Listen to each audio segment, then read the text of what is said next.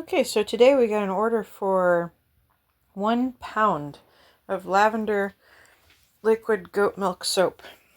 So I'm going to show you how I mix up a pound here. I was going to use the bottling machine there, but then I just decided to just pour it in the bag. So just ignore that the bottling machine is there at all.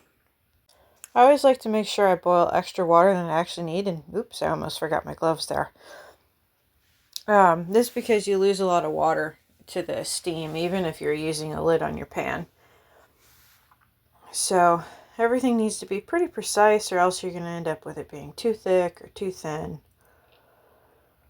So now that the water has been boiled for the 15 minutes, I still pour it in and use it while it's really, really hot.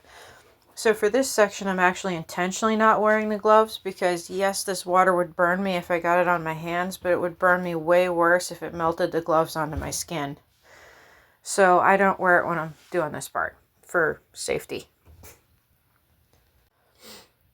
I like to start breaking up the soap chunks with my silicone spatula because I think it helps them dissolve a little quicker and it helps the stick blender mix them all up better. And I like to pour the hot water into the soap. That way there's less chance of the soap just plunking in and splashing hot water up on me. I haven't really found a way to mix the soap in without getting a lot of suds.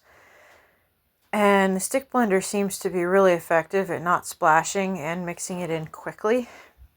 So I've just been going with this. Seems to be the easiest thing actually. For me anyway. However, if you're using the hot water like I do, do not use a stick blender that has a plastic end. Use one that has a stainless steel end like mine, or it will melt, which really sucks. Because stick blenders are only cheap if you can manage to pick them up at a thrift store. And they're not always at thrift stores. So now what I'm doing is I'm trying to basically see if there's any soap that's still in a glob like that there you saw on the spatula, and figure out where the globs are so that I can mix them in a little bit better. Because I can't see it for all the bubbles, and the soap is really, really thin when it's this hot. It's like super duper water thin. So it would need to cool down quite a bit before you can even put it in the bag and see what its end thickness is going to be. But since I've mixed quite a few of these, I know that I personally prefer the 2-to-1, so that's why I use the 2-to-1 recipe. Now, since it's only a pound, I'm going to put it in a cold water bath to try and make this happen quickly because I have to package this and send it out today. Like this, normally I would do it the day before, like when I get the order, but this order came in after I went to bed, so I had to send it out same day. If it was a bigger order, the shipment might have been delayed because I don't have buckets big enough to that sit inside of each other to ice bath it like this. And what I'm doing here is I'm just scraping out the extra foam because there's really not very much soap in the foam. And I did make a little extra soap so that, you know, I have for sure enough.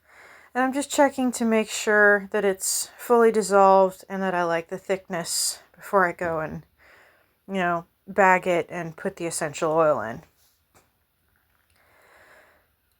So I'm going ahead and dry in the bottom of the pan because I don't really want any of the cold water to drip in the soap.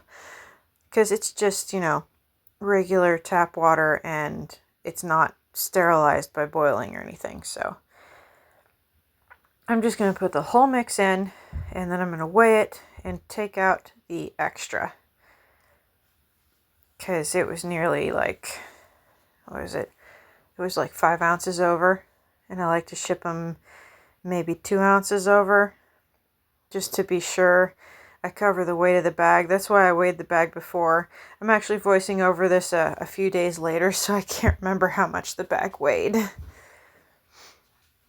And I'm adding my essential oil based off of memory here because I forgot to look it up before I started. And I was like, I can't remember. We're going to go with this lesser amount.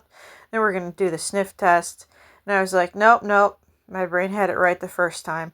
I needed to add, was it 2 milliliters instead of 1. Yep, see, that was perfect. So now we're on to the vacuum packing the bag, vacuum sealing it. Now sometimes if your bag is shorter than this, like if you're running low on bags and you're trying to conserve it until the next order of bags get here, you need to hang it over the table or else the liquid soap just falls out. But this bag was actually one of those pre-cut ones that came with the machine. I found them in the cupboard when I was cleaning up and I was like, hey, I'll use that.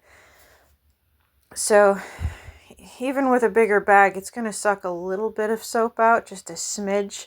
I like to wipe that off, and then I like to squeeze the bag to make sure it's not leaking anywhere, any of the seams. Because sometimes, you know, the vacuum seal isn't perfect. It gets like something in the way of its sealing, which I think is weird.